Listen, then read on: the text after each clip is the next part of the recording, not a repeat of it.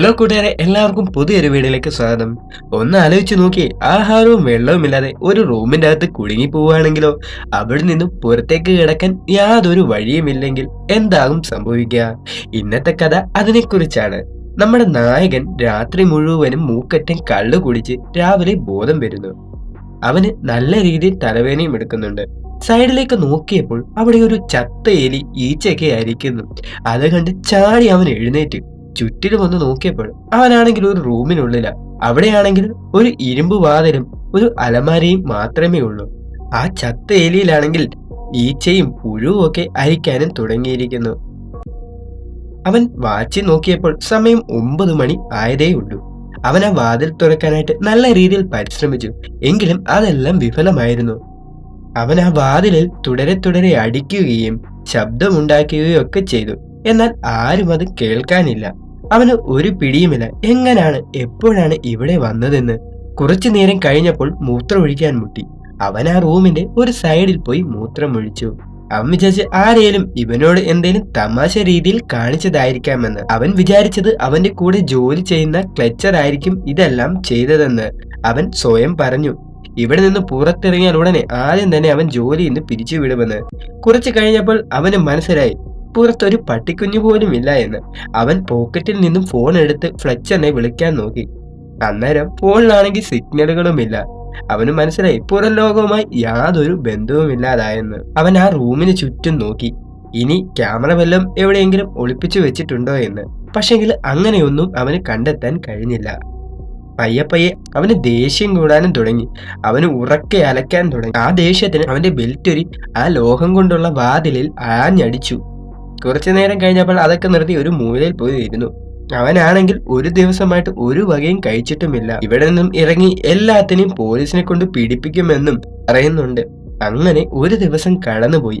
അവൻ പിറ്റേ ദിവസം രാവിലെ എഴുന്നേറ്റ് ഫോൺ എടുത്ത് നോക്കുന്ന സമയത്ത് അത് താഴെ വീണ് തവിട് പൊടിയുമായി. ആഹാരവും വെള്ളവും ഇല്ലാത്തത് കൊണ്ട് ജീവനോടെ ഇരിക്കാനായിട്ട് അവന് എന്തും ചെയ്തേ മതിയാകുമായിരുന്നു. അതുകൊണ്ട് അവന്റെ ഷൂസ് ഊരി അതിലേക്ക് മൂത്രമൊഴിച്ച് കുടിക്കേണ്ടത് വന്നു. അവന് ഭ്രാന്ത് തന്നെ പിടിക്കുന്ന രീതിയിൽ ആയിരിക്കുന്നു. ഇങ്ങനെ മുകളിലേക്ക് നോക്കുന്ന സമയത്ത് അവിടെ ആ ട്യൂബ് ലൈറ്റിനുള്ളിൽ ഒരു താക്കോല് ശ്രദ്ധയിൽപ്പെടുന്നു. പെട്ടെന്ന് തന്നെ ആ ട്യൂബ് എല്ലാം തല്ലിപ്പൊട്ടിച്ച് അവൻ ആ താക്കോൽ എടുക്കുന്നു. ആ താക്കോലാണെങ്കിൽ അവിടെ ഉണ്ടായിരുന്ന അലമാരയുടേതായിരുന്നു. അത് അവൻ എടുത്ത് തുറന്നു. അതിനുള്ളിൽ പ്യുവർ ഓക്സിജൻ സിലിണ്ടറും ഒരു ഉളിയും ചുറ്റികയും പിന്നെ ഒരു വെൽഡിംഗ് മെഷീനും ഉണ്ടായിരുന്നു. അവൻ ആ ചുറ്റിക ഉപയോഗിച്ച് ആ ഇരുമ്പ് വാതിൽ തല്ലി പൊട്ടിക്കാൻ ശ്രമിച്ചു. അതിലാണെങ്കിൽ ചെറിയൊരു സ്ക്രാച്ച് മാത്രമേ വീണുള്ളൂ. പിന്നീട് ആ വെൽഡിംഗ് മെഷീൻ ഉപയോഗിച്ച് അവൻ വെൽഡ് ചെയ്യാനൊക്കെ നോക്കി. പക്ഷെങ്കിൽ ആ മെഷീനാണെങ്കിൽ നേരെ അവന് ഉപയോഗിക്കാനും അറിയത്തില്ല. പിന്നെ അവനൊരു ഐഡിയ തോന്നി. അവിടെ ഉണ്ടായിരുന്ന ആ ഫയർ അലാം ഒന്ന് ട്രിഗർ ചെയ്യാൻ ശ്രമിച്ചു. എന്നാൽ അതും വിഫലമായി. കാരണം അത് വെറുതെ ഡെമോയ്ക്ക് വെച്ചിരിക്കുന്നതാണ്. അത് പ്രവർത്തിക്കുകയാണെങ്കിൽ കുടിക്കാനെങ്കിലും ഇച്ചിരി വെള്ളം കിട്ടിയേനെ. അവനാണെങ്കിൽ ദാഹവും വിശപ്പും എല്ലാം ഉണ്ട്.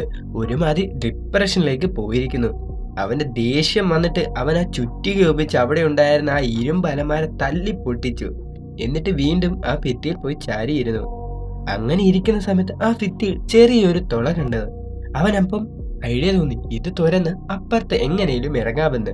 പിന്നെ അവിടെ ഉണ്ടായിരുന്ന ചുറ്റികയും ആ ഉളിയും ഒക്കെ ഉപയോഗിച്ച് അവൻ പെയ്യെ തുറക്കാൻ തുടങ്ങി. പിന്നീട് അവന്റെ ശ്രദ്ധ പോയത് ആ എലിയിലേക്കാണ്. അതിന്റെ ശരീരത്തുണ്ടായിരുന്ന പുഴുവിനെ എല്ലാം എടുത്ത് ഇവൻ തിന്നുകയും ചെയ്തു. അങ്ങനെ വിശപ്പടക്കേണ്ട വന്നു. പിന്നീട് അവന്റെ പണിയിലേക്ക് തുടർന്നു. അങ്ങനെ കുറെ നേരത്തെ പരിശ്രമത്തിന് ശേഷം ആ ബിൽഡിങ്ങിന്റെ കമ്പി കാണാൻ സാധിച്ചു. അവൻ പിന്നെ ആ വെൽഡിംഗ് മെഷീൻ എടുത്ത് ആ കമ്പിയൊക്കെ അറുത്തു. പിന്നീട് ബാക്കിയുണ്ടായിരുന്ന ഭാഗവും ഒരാൾ കടക്കാവുന്ന രീതിയിലുള്ള വലിയ ദ്വാരമുണ്ടാക്കി. അന്നേരമാണ് മനസ്സിലായത് അതേപോലത്തെ സെയിം ഒരു റൂമിലേക്കാണ് ഇവൻ വന്നിരിക്കുന്നതെന്ന്. അവനാണെങ്കിൽ വിഷമവും കൊണ്ട് ഇത്രയും നേരം കിടന്ന് അധ്വാനിച്ചത് വെറുതെ ആയിപ്പോയല്ലോ എന്നുള്ള ഒരു വിഷമത്തിന് ഇരുമ്പ് ഡോറിൽ പോയി ആഞ്ഞടിക്കുകയും ശബ്ദം ഉണ്ടാക്കുകയും ചെയ്തു. പിന്നീട് അവന് മനസ്സിലായി അതൊന്നും ഒരു കാര്യവുമില്ല. അവനിങ്ങനെ ചുറ്റും വന്ന് നോക്കി. അപ്പൊ ആ മൂലയിലായിട്ട് ഒരു ചുമന്ന പെട്ടിയിരിക്കുന്നു. അവൻ അതിന്റെ അടുത്തേക്ക് ചെന്നു. ആ പെട്ടി തുറന്നപ്പോൾ അതിൻ്റെ അകത്ത് ഒരു സുന്ദരിയായ പെൺകുട്ടി. അവളാണെങ്കിൽ മരിച്ചിട്ടൊന്നുമില്ല. അവൻ നല്ല ഉറക്കത്തിലാണ്. ഇവൻ എന്ത് ചെയ്ത് അവളെ ഒന്ന് തട്ടി ഉണർത്തി. അവൾ ഇവനെ കണ്ട് ആകെ ഭയന്നുപോയി. അവൾ വേറെ എന്തോ ഭാഷയുമാണ് പറയുന്നത്. അങ്ങനെ മനസ്സിലായി ഇവർ രണ്ട് ഭാഷയാണ്. ഇനി സംസാരിക്കാനും അതിനും വലിയ ബുദ്ധിമുട്ടാവും. അവളാണെങ്കിൽ പേടിച്ച് ഭയന്ന് അവനുണ്ടാക്കിയ ആ തുരങ്കത്തിലൂടെ അപ്പുറത്തെ റൂമിൽ പോയി പേടിച്ചിരുന്നു. ഇവനാണെങ്കിൽ അവളെ ഒന്ന് പറഞ്ഞ് മനസ്സിലാക്കാൻ പോലുമുള്ള ശക്തിയില്ലായിരുന്നു. പിന്നെ അവൻ തീരുമാനിച്ചു ആ പെട്ടിയിൽ തന്നെ കിടന്നുറങ്ങാമെന്ന്. രാത്രിയായപ്പോഴും ഈ പെൺകുട്ടിക്ക് പേടിച്ചിട്ട് അവന്റെ അടുക്കേ വന്നു. എന്നിട്ട് അവനോട് പറഞ്ഞു ബാക്കി പണി തുടരാനായിട്ട്. അവൻ വീണ്ടും പണിയൊക്കെ എടുക്കാൻ തുടങ്ങി.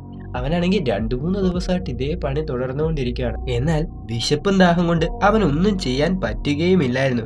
ഇത്രയും ദിവസം പണിയെടുത്ത് അവന്റെ കൈകൾ മുഴുവനും നല്ല മുറിവുകളും സംഭവിച്ചിട്ടുണ്ട്. അവനിപ്പോൾ അത്യാവശ്യമായിട്ട് കുറച്ച് റെസ്റ്റ് ആണ് വേണ്ടത്. അവനെ ഒരു സൈഡിലേക്ക് കിടത്തിയ ശേഷം അവൾ ആ പണി ഏറ്റെടുത്ത് ചെയ്യാൻ തുടങ്ങി. എന്നാൽ അതത്ര എളുപ്പമുള്ള കാര്യമല്ലായിരുന്നു. കുറച്ചു നേരം അതൊക്കെ ചെയ്തിട്ട് അവൾ എന്ത് ചെയ്തു, മൂത്രം ഒഴിക്കാനായിട്ട് പോയി അടുത്ത റൂമിലേക്ക്. അവനാണെങ്കിൽ അവളെ പിന്തുടർന്ന് തടഞ്ഞു നിർത്തി. കാരണം അവളുടെ മൂത്രം എന്ന് പറയുന്നത് ഇവന് ജീവൻ നിലനിർത്താൻ ഏറ്റവും അത്യാവശ്യമായിരുന്നു.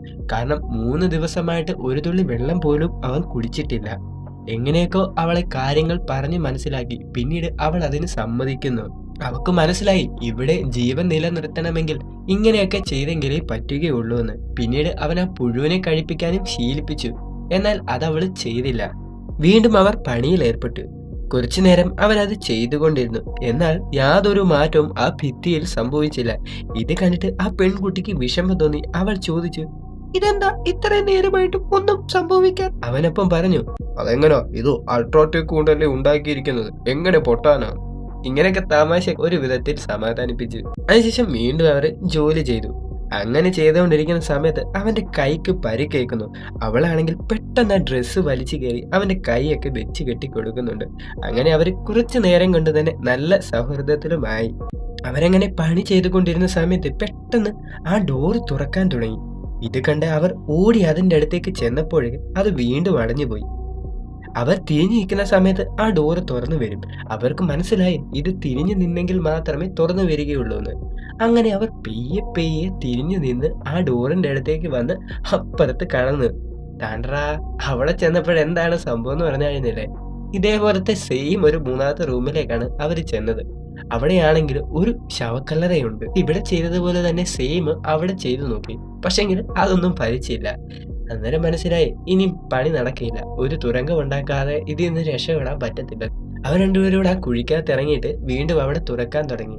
എന്നാലും നമ്മുടെ നായകനെ കൊണ്ട് ഇതൊന്നും പറ്റത്തില്ല. കാരണം ഒരാഴ്ച മേലായെന്ന് തോന്നും ചെറുക്കൻ ആഹാരവും വെള്ളവും കഴിച്ചിട്ട് തലകറക്കവും വന്ന് ഇനിയില്ല, അവന്റെ മരണം ഇവിടെ തന്നെയാണെന്ന് മനസ്സിലായി. പിന്നെ പറഞ്ഞു, നമ്മൾ രണ്ടുപേരിൽ ഒരാൾ തമ്മിൽ തല്ലുന്നത് കാണാൻ നമ്മൾ ഇവിടെ കൊണ്ടിട്ടവന്റെ ഉദ്ദേശം, അതിന് നമ്മൾ ഒരാൾ ചാവണം. അവനാണെങ്കിൽ അവളെ കൊല്ലണം എന്നൊരു ചിന്തയൊക്കെ വന്നു. പക്ഷെങ്കിൽ അത് അവനെ കൊണ്ടായില്ല.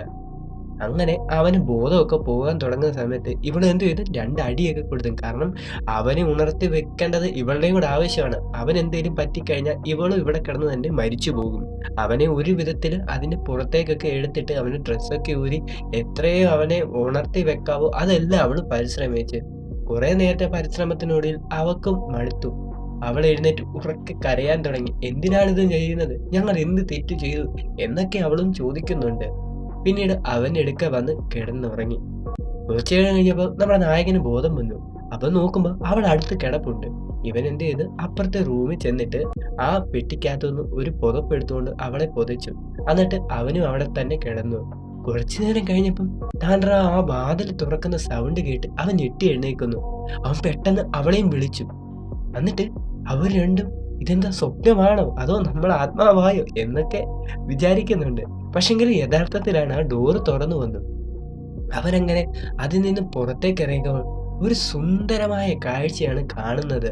ഇതുവരെയും കണ്ടിട്ടില്ലാത്ത തരത്തിലൊരു ഭംഗിയുള്ള പ്രദേശം, പുഴയും കിളികളും കുന്നും ഒക്കെയായിട്ട് നല്ല ഭംഗിയുള്ള സ്ഥലം.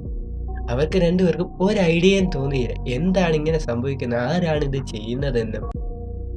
എന്തായാലും തുറന്നു വന്നല്ലോ എന്ന ആശ്വാസത്തിൽ അവരവിടെ നിന്നും രക്ഷപ്പെടുന്നു. ഈ സിനിമയ്ക്കകത്ത് പറയുന്നില്ല ആരാണ് ഇത് ചെയ്തതെന്നും എന്തിനാണ് ഇവരെ കൊണ്ടുവന്ന് ഇട്ടതെന്നും. നിങ്ങൾക്ക് എന്ത് തോന്നുന്നു, അഭിപ്രായം കമന്റ് ചെയ്യുക.